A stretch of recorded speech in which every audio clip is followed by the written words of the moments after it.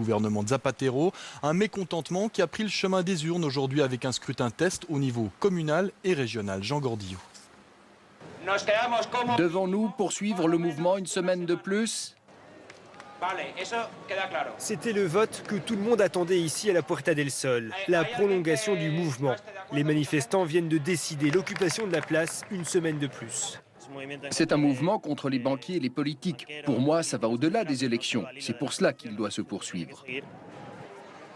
Car les jeunes indignés ne se sentent représentés par aucun parti politique. Ils ont appelé aujourd'hui à voter blanc aux élections municipales et régionales. Le mouvement est une protestation contre le système que nous avons aujourd'hui. Un système dans lequel nous ne sommes que des marchandises pour les politiques. Ils ne pensent qu'à notre vote.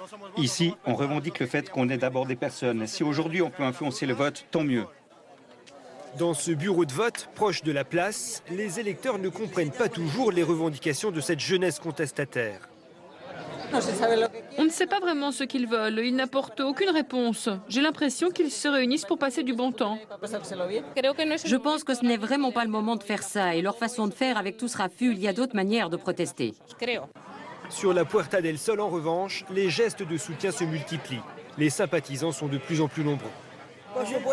Bien sûr que je soutiens ce mouvement. Je les encourage de tout cœur pour qu'ils continuent. Ce ne sont plus seulement les jeunes, c'est vrai que ce sont eux qui ont démarré le mouvement, mais maintenant il y a de plus en plus de gens qui les soutiennent et qui pensent que ça suffit.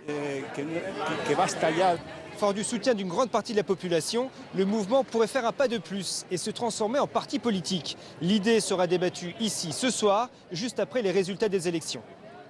Sandrine Mercier, bonsoir. Est-ce que les élections peuvent mettre un terme à ce vent de contestation et à cette marée humaine qu'on voit derrière vous ? Eh bien pas sûr, car il ne faut pas oublier que c'est un mouvement spontané. Rien ne laissait imaginer l'ampleur qu'il aurait aujourd'hui. Pourtant, vous le voyez derrière moi, ils sont nombreux, très nombreux. On parle même de 25 000 personnes et ce soir, ils seront peut-être même un peu plus, car les élections n'ont rien changé. Au contraire, ils savent désormais qu'ils existent, ils se surnomment les indignés. Exister, c'est une chose, mais ils veulent maintenant être écoutés. Et l'un d'eux me disait tout à l'heure que ce n'était toujours pas le cas. Ils ont donc décidé de rester. Pourtant, ils n'en ont pas le droit, car l'occupation de la place est illégale. Cette place, nous sommes en plein centre-ville et donc ils pourraient être délogés à tout moment. La question que tout le monde se pose ici est donc de savoir combien de temps vont-ils réussir à résister, même si on imagine mal la police intervenir. Quoi qu'il en soit, ce mouvement aura au moins réveillé les consciences politiques. Depuis 3 ans, ces jeunes se savent sans avenir. Ils n'ont donc plus grand-chose à perdre, c'est en tout cas ce qu'ils disent. Sandrine Mercier, merci beaucoup pour ce commentaire. Les images sont toujours spectaculaires. Par contre, pour les compagnies aériennes et pour les voyageurs, elles sont source d'inquiétude. 1 an après le volcan qui apparaît